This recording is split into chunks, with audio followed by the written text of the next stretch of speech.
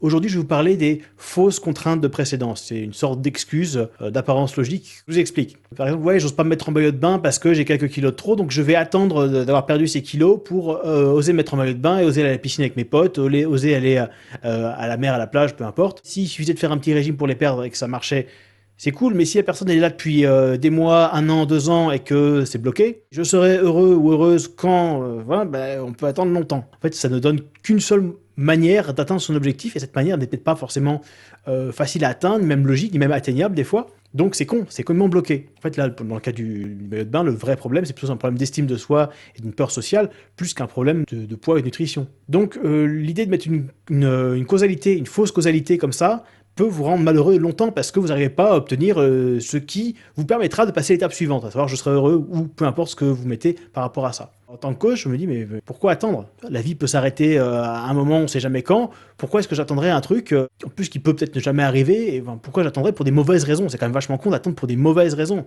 Donc mon invitation aujourd'hui, c'est dans les plans que vous avez pour cette année 2020 là, que vous challengiez les causalités, les contraintes de précédence. Genre il faut que je fasse ça avant ça.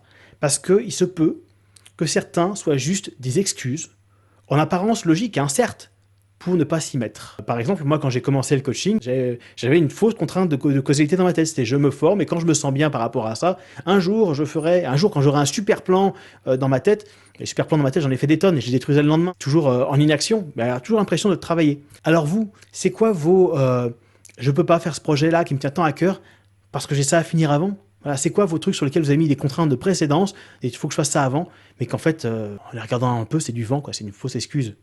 Voilà. À demain.